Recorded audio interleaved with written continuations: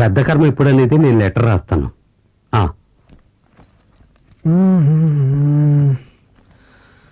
వదినా,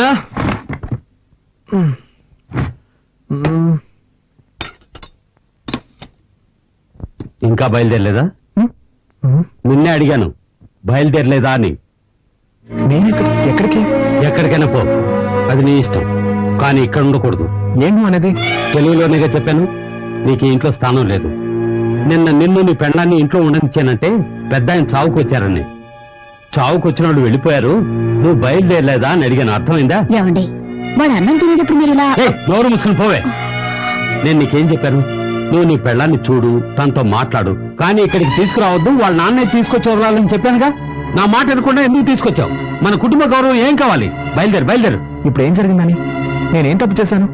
నా వైపుని తీసుకురావడం తప్ప? పద్ధతి ప్రకారం చెప్పెళ్ళుంటే నువ్వు తీసుకురావడంలో తప్పులేదు. వాళ్ళ నాన్న గొడవ పెట్టుకుని తీసుకెళ్లాడు, వాడే తీసుకొచ్చి వదలాలి. నాన్న, భార్యాభర్తలు అన్నాక చిన్న చిన్న గొడవలు వస్తూ ఉంటాయి. ఇద్దరం కాంప్రమైజ్ వచ్చేసాం కదా, దీన్ని ఎందుకు రాద్ధాంతం చేస్తావు? రేయ్, నాకే పాఠాలు చెప్తున్నావా? ఇలా చూడు, చివరిసారిగా చెప్తున్నాను, నువ్వు ఈ ఇంట్లో ఉండాలంటే ఉండొచ్చు, కానీ తను ఇంట్లో ఉండకూడదు. వాళ్ళ నాన్న రావాలి, వాళ్ళ నాన్న వచ్చి క్షమాపణ అడిగితేనే ఉండనిస్తాను. నేను చివరిసారిగా చెప్తున్నాను, నా వైఫ్ నాతోనే ఉంటుంది, తన్ని ఒంటరిగా వదిలిపెట్టను. అయితే నువ్వు నీ పిల్లం బయటికి వెళ్ళండి.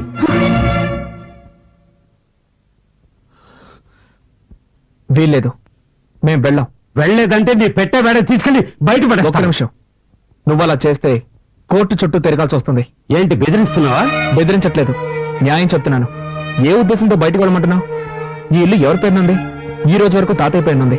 నన్ను బయటకు వెళ్ళమంటే నీ మీద కేసు పెట్టాల్సి వస్తుంది. ఆ తర్వాత నీకే తలవంపలు. నా దగ్గరే చట్టం మాట్లాడుతున్నావా? సరేరా, ఇది నీ తాతయ్య ఇల్లే కావచ్చు, కానీ ఈ ఇంట్లో ఉన్న ప్రతి వస్తువు నేను కష్టపడి సంపాదించినవి. నువ్వు ఇక్కడే ఉండు, కానీ ఏ వస్తువు వాడడానికి వీల్లేదు. ఇప్పుడు చెప్పావే, ఇది న్యాయం. ఇకపై ఈ ఇంట్లో ఏ వస్తువునైనా ముట్టుకుంటే అప్పుడు అడుగు.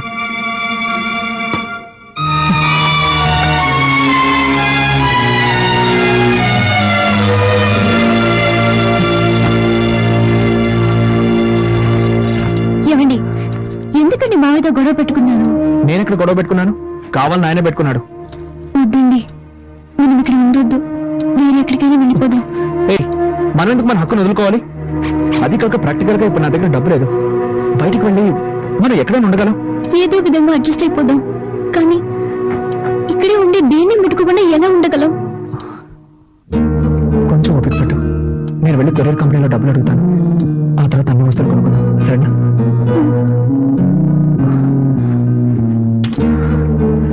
నీ దగ్గర డబ్బు ఏమైనా ఉందా? సారీ, నేను ఎలాగో మేనేజ్ చేస్తాను. ఒక నిమిషం.